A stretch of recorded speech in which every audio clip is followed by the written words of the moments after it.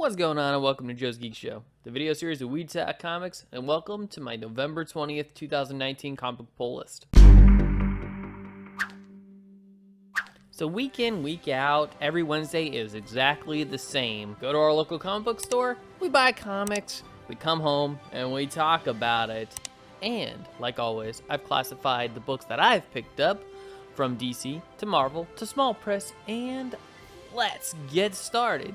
Kicking it off with Batman and Superman, issue number 4. And the last time we left our heroes, surprise, surprise, the Batman Who Laughs pulled another one over our teaming up dynamic duo of sorts. And honestly, after reading issue number 3, I'm actually wondering if the Batman Who Laughs is incapable of losing at this point.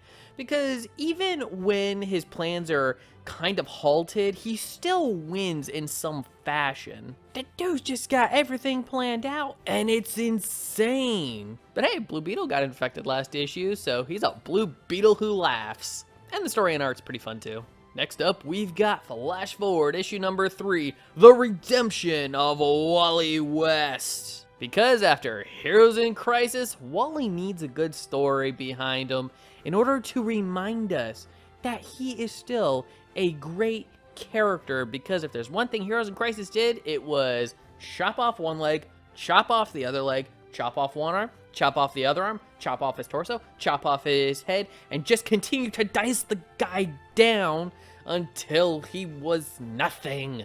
And so far the story's been pretty good. And the last of the DC books is Justice League, issue number 36, continuing Year of the Villain. And for Justice League, it's been a pretty big year for the villains because, well, they won. Perpetua came back, got full power, started destroying worlds, and I don't know how the Justice League's gonna get out of this one. I mean, Doom's won. The entire universe seems to have sided with Doom, which just powers Perpetua up even more. Is there no hope for the Justice League? It's gotta be Charo. Charo's gonna save us all. Now we're moving straight into the Marvel with Earth's Mightiest Heroes, The Avengers, issue number 26. And I am a little sad that the storyline with Robbie Reyes is done. It was cool to see Johnny Blaze as the King of Hell in that book as somewhat the antagonist to that particular storyline. And despite having reasons for acting the way he does, he was still being kind of a dick. And now we're moving into the next story arc, which is Iron Man got somehow transported back to 1 million BC, which means 1 million BC Avengers. Hey, yeah.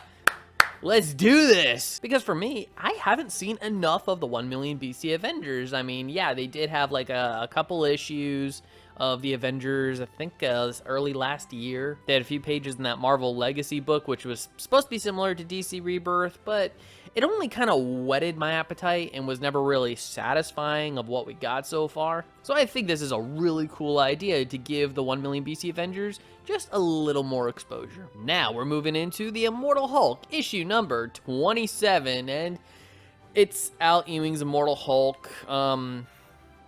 It's good. It's been good. That's all I can really say on it. I like it. Next book, which is Spider-Man 2099 issue number 1, and I am super excited because every time Spider-Man 2099 gets a new book, of course I get it, because Spider-Man 2099 is one of my favorite interpretations. I love Miguel O'Hara as a character. I've got the complete run of the original Spider-Man 2099 when he came back a few years ago. I think it was like 2014. He got his own series again for a little while, after, of course, appearing in the Superior Spider-Man. And yeah, I want to return to Spider-Man 2099. It's been good. It's been good. And it also seems to be a part of an entirely new 2099 series of books, because even today, there was a Fantastic Four 2099, but, you know, limited budget, so I did have to skip that one, unfortunately. But it's definitely a line of comics that I'm happy to see come back. And that does wrap up the Marvel books. Now moving on to the one and only small press book this week, and that is Bloodshot issue number 3, because there's no Ninjak coming out at the moment, and I need my Valiant fix because I like Valiant books. And yeah, Bloodshot's a cool enough character. The first 2 issues were decent. So, Bloodshot. Well, that concludes my November 20th, 2019 comic book pull list, and I would like to know what you picked up. Please leave your comments in the comment section below, and if you like this video, I'd love it if you'd smash that like button, share it with some friends, subscribe if you're not subscribed already, and ring that notification bell for more comic book content. And if you're wondering what to watch next, consider one of these 2 videos. Alright, take care, have a great day, let's read some comics. And as always, stay geeky.